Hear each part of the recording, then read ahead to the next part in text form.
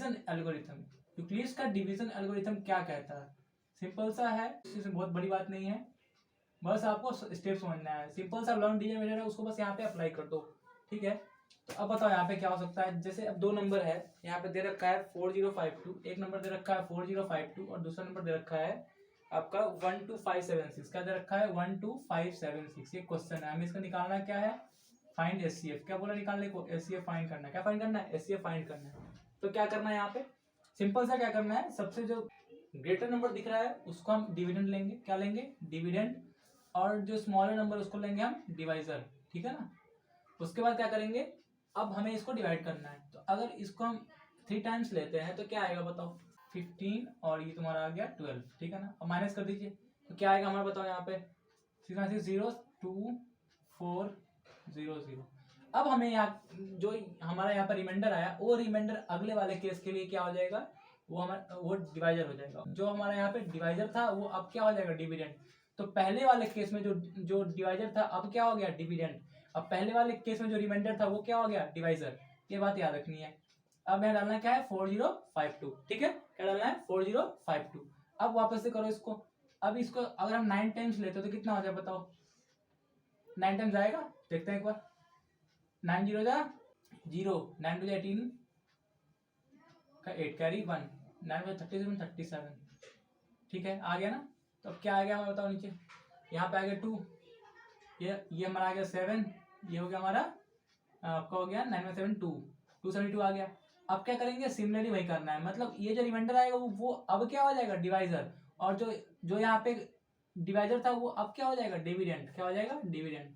तो अब क्या करेंगे? यहाँ लगाएंगे 2 टाइम्स। 2 टाइम्स आएगा? नहीं जाएगा, 1 टाइम्स आएगा। क्या जाएगा? 1 टाइम्स आएगा। क्या लिखेंगे? 272 माइनस कर देंगे, 8 आ गया इधर, हमारा आ गया 4, यहाँ पे आ गया 1, 148 आ गया। अब क्या करेंगे? वापस से फिर वही करना है। अब ये जो हमारा रिमाइंडर आ गया वो अगले वाले केस के लिए डिवाइजर हो जाएगा। तो 148 को 1 टाइम लेंगे तो कितना आएगा? 148 आएगा। माइनस करेंगे कितना आएगा? 124। फिर अब क्या करना है? ये 148 यहाँ पे चला जाएगा। अब 1 टाइम लेंगे कितना होगा? 124 माइनस करेंगे कितना आ गया? 24। अब ये 124 कहाँ चला गया? अंदर, ठीक है। अब 5 टाइम्स आएगा कितना होगा? 120। क्या आ गया? 0 0 4। अब ये लास्ट में 4 बच गया। तो अब यहाँ देखते हैं, अब ये 4 हमारा क्या हो जाएगा? डिवाइजर हो जाएगा। और हमारा क्वेश्चन क्या हो जाएगा? डिविडेंड क्या हो जाएगा? 24। तो 4 6 24। तो क्या आ गया? 0 0 आ गया। तो हमारा एचसीएफ क्या हुआ? 4। तो एचसीएफ क्या हो गया हमारा? 4। तो इस वाले के बाद आपका ये स्टेप है, ठीक है। इसके जस्ट नीचे आएगा, तो यहाँ पे स्पेस नहीं था, मैं यहाँ लिख दिया। तो एचसीएफ क्या आ गया हमारा? 4। बस अब इसी को ना अब यूक्लिड्स के थ्योरम के हिसाब से लिख देना है। तो फर्स्ट वाले के लिए क्या होगा? हमने सीखा है क्या? Dividend equal to divisor into quotient plus remainder. Divisor into quotient plus remainder, ये हम सीख चुके हैं पहले भी, ठीक है ना। अब इसी फॉर्मूले पे डालते चल जाओ। पहले वाले के लिए लिखेंगे क्या? डिविडेंड क्या हमारा? 12576 इक्वल टू डिवाइजर क्या था? 4052। तो उस वाले केस के लिए क्या होगा? डिविडेंड क्या हो गया हमारा? 12576, डिवाइजर क्या हो गया? 4052, कॉसेंट क्या हो गया? 3 और रिमाइंडर क्या हो गया? 420। अब अगले वाले केस के लिए बताओ क्या होगा? हमारा डिविडेंड क्या हो गया? 4052, हमारा डिवाइजर कितना हो गया? 420, कॉसेंट क्या हो गया? 9, रिमाइंडर कितना हो गया? 272। वैसे ही अब अगले वाले केस के लिए क्या हो जाएगा हमारा? डिविडेंड कितना हो गया? 420, डिवाइजर कितना हो गया? 272, कॉसेंट कितना हो गया? 1, रिमाइंडर कितना हो गया? 148, ठीक है। उसके बाद देखो अब अगले वाले केस के लिए हमारा क्या होगा? डिविडेंड हो गया हमारा 272, डिवाइजर हो गया 148, कॉसेंट हो गया 1, रिमाइंडर कितना हो गया हमारा? 124। उसके बाद अब अगले वाले केस के लिए हमारा 148 क्या हो गया? डिविडेंड, डिवाइजर कितना हो गया? 124, कॉसेंट कितना? 1, रिमाइंडर कितना? 24। अब उसके अगले वाले केस के लिए हमारा डिविडेंड कितना हो जाएगा? 124, डिवाइजर कितना हो जाएगा? 24 इंटू 1, हमारा कॉसेंट है 1, 1 नहीं 5 होगा यहाँ पे। उसके बाद प्लस 4, रिमाइंडर यहाँ पे 4 आया था। अब उसके अगले वाले केस के लिए ये हो गया हमारा, क्या हो गया? 24 हमारा क्या हो गया? डिविडेंड हो गया, डिवाइजर हो गया 4, कॉसेंट कितना? 6, रिमाइंडर कितना? 0। तो ये हमारा क्या हो गया? यूक्लिड्स के हिसाब से उसने एक एल्गोरिथम दिया था जो कि सिंपल इसी पे फॉलो होता है। तो आपको बस क्या करना है? एक लॉन्ग डिवीजन करना है और लास्ट में उस सारे वैल्यूज को इस फॉर्म में लिख देना है, ठीक है। तो बच्चों हमारा सेकंड टॉपिक क्या है आज का? कि to find HCF using prime factorization method. क्या? प्राइम फैक्टराइजेशन मेथड, ठीक है ना। अब ये मेथड क्या कहता है, हम देखते हैं इसको। जैसे अब मान लीजिए यहाँ पे एक दो नंबर दे रखा है 26 एंड 91। क्या दे रखा है? 26 एंड 91 दो नंबर दे रखे हैं। अब हमें इसमें प्राइम फैक्टराइजेशन के मेथड से हमें HCF फाइंड करनी है। तो क्या करना है, 4-5 में पढ़ा होगा आपने। अब ये पहले 2 से डिवाइड करते कितना 13 आ गया। अब ये नहीं आएगा आगे, तो क्या हो गया 13, ठीक है। अब ऐसे 91 को करना है हमें यहाँ पे 91। तो अब ये क्या होता है 7 से जाएगा कितना 13 टाइम्स। अब यहाँ पे क्या आ गया 13, ठीक है ना। अब देखिए यहाँ पे क्या लिखते हैं, prime factorization of 26 equal to 2 multiply 13 multiply 1। वैसे लिखना है prime factorization of 91 equal to 7 multiply 13 multiply 1। अब आपको ये देखना है कि दोनों में कॉमन कौन सा है। तो यहाँ पे 13 दिख रहा है, यहाँ पे 1 दिख रहा है। तो HCF का हमारा क्या हो जाएगा 13 मल्टीप्लाई 1। क्या आ गया HCF 31। तो दोनों में जो हाईएस्ट कॉमन फैक्टर है वो कौन है हमारा 13 है। तो हम इसको ऐसे निकाल सकते हैं। अब इसी पे बेसिस पे एक फॉर्मूला दिया हुआ था वहां पे कि HCF into LCM equal to product of two numbers, जो कि हमारा आज का थर्ड टॉपिक था, ठीक है ना। अब इस फॉर्मूले को हम इस वाले क्वेश्चन पे अप्लाई करते हैं। तो अब हमारा यहाँ पे HCF कितना आ गया 13 आ गया। HCF 13 हो गया हमारा। अब हमें LCM फाइंड करना है इन्हीं दोनों का। अगर ऐसा बोले क्वेश्चन में कि इसी क्वेश्चन में हमें HCF निकालने के बाद LCM में निकालना है, तो सिंपल सा क्या करना है आपको, इस फॉर्मूले पे डाल देना है। HCF हम निकाल चुके, कितना है हमारा 13 आ गया। LCM हमें निकालना है। अब हमें दो नंबर दे रखे हैं, क्या दे रखा है 26 और 91। तो इन दोनों का प्रोडक्ट कर दीजिए, ठीक है ना। अब क्या करिए, ये यहाँ पे मल्टीप्लाई में, इधर पे क्या होगा डिवाइड हो जाएगा। तो LCM क्या आ जाएगा हमारा 26 मल्टीप्लाई 91 बाई 13। अब इसको कैंसिल करिएगा तो कितना आ जाएगा 2 टाइम्स आएगा ये। तो कितना आ गया 2 मल्टीप्लाई 91, कितना आ गया हमारा 182। तो हमारा LCM कितना आ गया 182। तो हम इसको ऐसे भी निकाल सकते हैं, ठीक है ना। तो आपको ये फॉर्मूला याद रखना है हमेशा, ये फॉर्मूला काफी इंपॉर्टेंट है, ठीक है। अब अगर हमने HCF निकाल लिया तो हम LCM निकाल सकते हैं, चाहे वो 2 नंबर का पूछे 3 नंबर का पूछे। बट मेनली 2 नंबर के लिए आपको ये फॉर्मूला लगाना है जहां से आप LCM निकाल सकते हो, ठीक है बच्चों। अब नेक्स्ट टॉपिक लेते हैं, to find LCM using prime factorisation.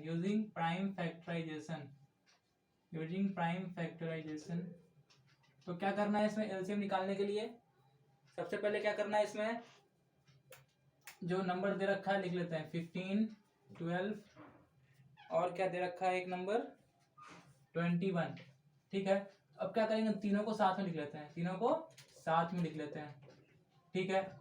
अब इन तीनों में हमें ये देखना है कि सबसे, हम इसको 2 से भी डिवाइड कर सकते हैं। सबसे पहले 2 से डिवाइड करते हैं। 15 तो नहीं होगा, ये हो जाएगा, ये भी नहीं होगा।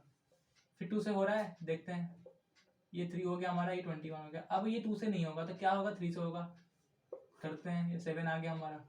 अब ये नहीं हो पा रहा है किसी से, तो क्या 5 से पहले कर लो, फिर उसका 7 से कर लो, कितना आ गया, ये हो गया। तो हमारा LCM कितना आ गया, LCM हमारा आ गया 2 मल्टीप्लाई 3 मल्टीप्लाई 5 मल्टीप्लाई 7। अब इसको मल्टीप्लाई कर लो, आ गया हमारा, कितना हो गया 420। कितना हो गया 420। इस टाइप से हम इसका LCM निकाल सकते हैं, कौन सा मेथड से, प्राइम फैक्टराइजेशन मेथड से। तो इसी बोलते क्या है, प्राइम फैक्टराइजेशन मेथड। टॉपिक क्या है, प्रूफ दैट, टू प्रूफ पहले लेते हैं √3 एज इरेशनल। क्या प्रूफ करना है, इरेशनल। पर सबसे मेन क्वेश्चन है ये, इस बार भी एग्जाम में आया था, बोर्ड्स में इस बार भी आया था, ये हमेशा आता है। तो बस आपको इसमें सबसे पहले क्या करना है, let √3 is rational, let √3 is rational. अब क्या करेंगे, हमें पता है कि रेशनल नंबर क्या होता है, any number in the form of p/q and q not equal to 0। तो क्या करेंगे, लिखेंगे √3 इक्वल टू p/q। सिंपल सा फॉर्मूला लगाना है, p/q। बात समझ नहीं है। अब बताओ हमें, अब यहाँ पे ये आ गया, अब हम इसको लिख सकते हैं, इसमें जो 1 छुपा होगा हमारा, ठीक है। अब क्या करो, लिख सकते हैं इसको √3q इक्वल टू p, लिख सकते हैं ना बच्चों। लिख सकते हैं ना, ये वाला आपके यहाँ चला गया, ये वाला यहाँ चला गया, तो ये हो गया हमारा। ठीक है बच्चों, अब क्या होगा, squaring both side, squaring both side, squaring both side, तो क्या होगा हमारा ये हमारा क्या हो जाएगा, √3 q का स्क्वायर इक्वल टू p का स्क्वायर। ठीक है ना, तो अब क्या होगा बताओ, √3 का स्क्वायर क्या हो गया, 3 q का square, q square equal to p square. ठीक है, therefore p square is divisible by 3, p square is divisible by 3। अभी मैं समझाऊंगा ये कैसे आएगा, by 3, therefore p is divisible by 3, p is divisible by 3। ठीक है ना, अब वैसे ही करना है। अब ये आया कैसे, अब यहाँ देखो, मान लो कोई नंबर है 6, अब हमें 2 और 3 को मल्टीप्लाई करते तो 6 आता है ना, मतलब 2 भी फैक्टर है इसका और 3 भी क्या है, फैक्टर है 6 का। वैसे यहाँ पे अब 3 और q स्क्वायर आपस में मल्टीप्लाई होंगे, मतलब 3 भी फैक्टर होगा इसका और q स्क्वायर भी फैक्टर होगा p स्क्वायर। बस हमें इसको याद कर लेना है, इस स्टेप्स को कुछ करना नहीं है, उसका करना लेट। अब हमें जो यहाँ पे p है उसकी वैल्यू नहीं है, p इक्वल टू 3r, क्या ले लेना है, p इक्वल टू 3r। आप a b c d जो ले लो, बट मैं यहाँ पे r ले रहा हूँ। तो अब हमारा ये इक्वेशन क्या बन जाएगा, 3q स्क्वायर इक्वल टू क्या हो जाएगा, 3r का स्क्वायर, होगा नहीं होगा, हो जाएगा ना। तो पुट करो वैल्यू फटाफट, क्या हो जाएगा, 3q square equal to 9r का स्क्वायर। अब ये 3 आके इधर क्या हो जाएगा, divide, q square equal to 9r square by 3, तो क्या आ गया, 3r का स्क्वायर। आया नहीं आया, तो अब हमें यहाँ से क्या मिल गया, कि यहाँ से क्या मिल गया हमको, कि q square is divisible by 3, divisible by 3, therefore q is divisible by 3, q is divisible by 3। ठीक है ना, बस ये याद रखना है। अब हमें यहाँ पे ये मिल गया, अब हम क्या बोल सकते हैं कि since p and q have 3 as common factor, 3 as common factor other than 1, ये लाइन हमेशा लिखनी है आपको, other than 1, therefore our assumption was wrong। जो हमने पहले ले रखा था ना, वो हमारा assumption क्या है, assumption was wrong, thus √3 is irrational। ठीक है ना, वैसे ही अब √5 के लिए भी ऐसे करना है, √2 के लिए भी ऐसे करना है, जहां जहां पे 3 लिखा है वहां 5 लिख दीजिए, √2 के लिए जहां जहां पे 3 लिखा है वहां पे 2 लिख दीजिए, √7 के लिए जहां जहां पे 7 लिखा है, जहां जहां पे लिखा है 3 वहां पे 7 लिख दीजिए। सिमिलरली ऐसे स्टेप्स करने हैं, वहां पे आ जाएगा। ठीक है बच्चों, उसका लेते हैं एक और क्वेश्चन, इसमें 2 क्वेश्चन और लेंगे। 2√5 इज इरेशनल, हमें ये प्रूव करना है। तो सबसे पहले क्या, वही सिंपल सा स्टेप जो पहले से करते आ रहे हैं, कि लेट 3 + 2√5 इज रेशनल। अब रेशनल होगा तो क्या होगा, p/q के फॉर्म में होगा, तो कर दो 3 + 2√5 इक्वल टू p/q, होगा नहीं होगा, इक्वल टू p/q। ठीक है ना, अब क्या कर सकते हैं हम इसको, अब हम क्या करेंगे, इस p/q को उठा के इस तरफ ले आएंगे, p/q इक्वल टू -2√5। अब ये जो -2 इसको इधर लाएंगे बाद में, अभी आगे देखते हैं पहले। तो क्या होगा, ये 3q यहाँ पे एलसीएम लेंगे तो क्या होगा, 3q - p/q इक्वल टू क्या होगा, -2√5, होगा नहीं होगा। अब इस -2 को आप क्या उठा के इस तरफ ले आओ, तो क्या हो जाएगा हमारा 3q - p/-2 इक्वल टू √5। ठीक है ना, बट हमने इसको क्या माना है, रेशनल, बट √5 क्या है हमारा, इरेशनल, हम पहले प्रूफ कर चुके हैं। तो सिंस √5 इज इरेशनल, ऊपर तो क्या हो जाएगा, ये -3q + p/, तो बच्चों हमारा ये बन गया ना। बट अब हमें पता है कि √5 क्या होता है, इरेशनल होता है, बट हमने इसको क्या लिया हुआ है, रेशनल। तो since √5 is irrational but -3q + p/2 is rational, तो so our assumption was wrong,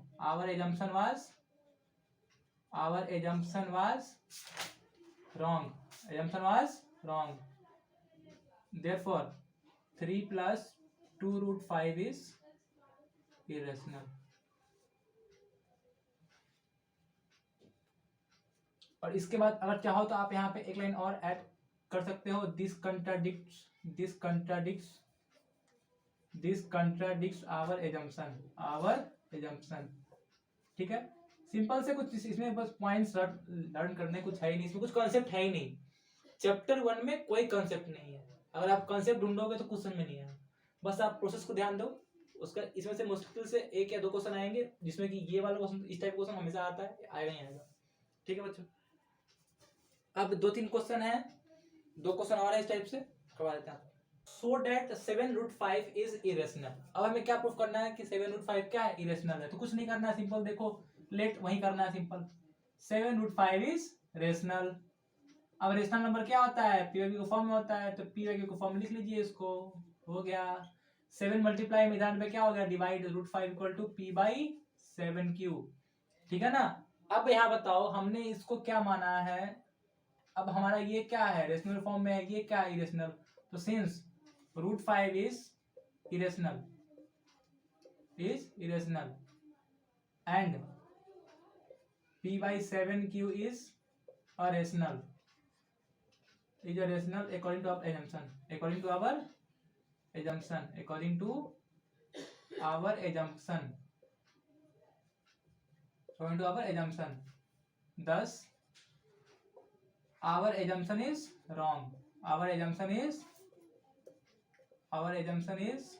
wrong, therefore 7√5 is irrational। हो गया प्रूफ, तो सिंपल सा था, इसमें कुछ करना नहीं है।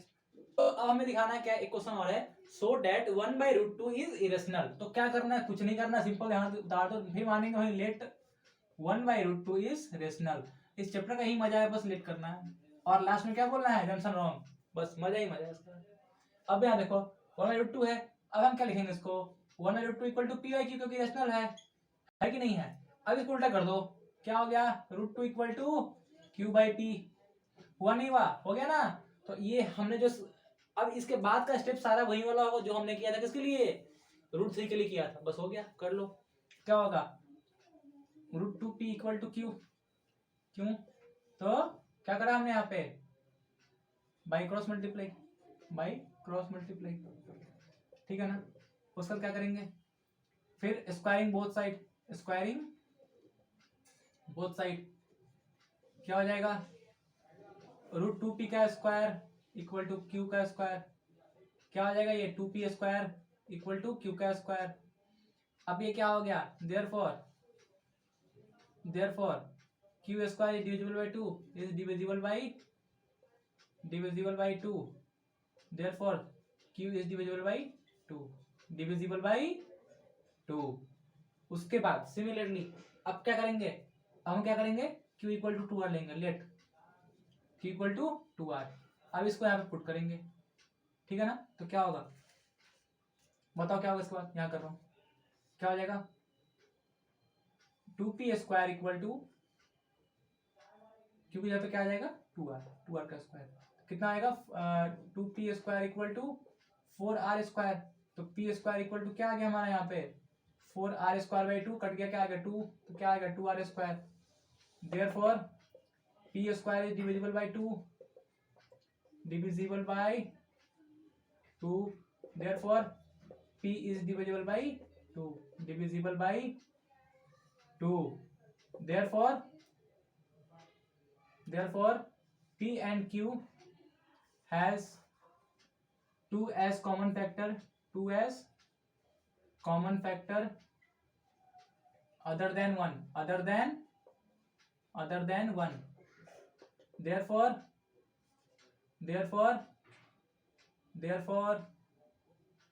our assumption was wrong, therefore 1/√2 is irrational। तो सिंपल सा था, इसमें कुछ करना नहीं है, बस ऐसे करके जो हमने √3 के लिए किया था वही काम करना है, √2 के लिए वही काम करना है, √5 के लिए वही करना है, √7 के लिए, √9 के लिए, जो पूछे करके निकालो आंसर। उसके बाद एक बस स्मॉल टॉपिक है, बस ले लेते हैं, थोड़ा टॉपिक है। तो बच्चों यहाँ पे अब देखना है हमें क्या, टर्मिनेटिंग डेसिमल क्या होता है। टर्मिनेटिंग देखने के हमें सबसे पहले क्या देखना होता है, जैसे अब हम एक नंबर ले लेते हैं 780 लिखा है, तो अब जो ये नंबर है 780, अब हमें उसमें क्या देखना है, जो उसका डिनोमिनेटर है, क्या है डिनोमिनेटर, उसका हमें प्राइम फैक्टराइजेशन करना है। क्या करना है, प्राइम फैक्टराइजेशन। तो करो, तो क्या हो जाएगा ये 240 फिर 220 फिर 210, तो उसका क्या हो जाएगा, उसका क्या हो जाएगा 2515। ठीक है, तो अब इसको हम लिख सकते हैं 80 इक्वल टू 2 का पावर 4 मल्टीप्लाई 5 पावर 1। तो अब हमारा क्या आएगा, ये 7/2 का पावर 4 मल्टीप्लाई 5 पावर 1। तो जब भी इस फॉर्म में आए, मतलब 2 का power m multiply 5 power n के फॉर्म में हो, कौन, डिनोमिनेटर, डिनोमिनेटर जब भी इस फॉर्म में होगा तो वो टर्मिनेटिंग डेसिमल होगा। अगर इस फॉर्म में डिनोमिनेटर नहीं आ रहा, मतलब प्राइम फैक्टराइजेशन करने पे अगर डिनोमिनेटर इस फॉर्म में नहीं आएगा, मतलब वो टर्मिनेटिंग नहीं। अब हम लेते हैं दूसरा लेते हैं, क्या, अब ये हमारा है नॉन टर्मिनेटिंग। क्या है ये, नॉन टर्मिनेटिंग। ये देख लेते हैं नॉन टर्मिनेटिंग क्या होता है। जैसे मान लेते हैं 7/, लिखा है यहाँ पे 17/, लिख दिया हमने, 81 लिख दिया, क्या लिख दिया 81, ठीक है ना। तो अब बताओ इसका, अब इस 81 को क्या करो, प्राइम फैक्टराइजेशन करो, तो क्या होगा बताओ।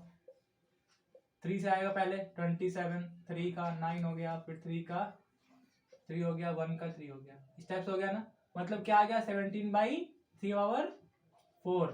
तो इस फॉर्म में नहीं है ना, तो इस फॉर्म में नहीं है तो क्या होगा वो नॉन टर्मिनेटिंग। तो ये क्या है, नॉन टर्मिनेटिंग, नॉन टर्मिनेटिंग, ठीक है ना। इस टाइप से करना है इसको, ठीक है बच्चों। तो सिंपल सा है, बस आपको बस क्या करना है, डिनोमिनेटर को फैक्टराइज करना है। फैक्टराइज करने के बाद जो आएगा, अगर उसका पावर 2 का पावर दिया हुआ है और 5 पावर के फॉर्म में आ रहा है, इसके फॉर्म में आ रहा है तो होगा, अदरवाइज नहीं होगा, ठीक है ना। ठीक है बच्चों, अगले वीडियो में हम लेंगे पॉलिनोमियल्स। तो आपको इस चैनल को फॉलो करना है, इस पे 10th क्लास के सारे लेसन्स के एक्सप्लेनेशंस आएंगे, मैथ्स का और साइंस का, ठीक है। तो आपको इस वीडियो को लाइक करो, शेयर करो, अच्छा लगे तो सब्सक्राइब करो और दोस्तों के साथ शेयर कर सकते हो, ठीक है बच्चों। Thank you for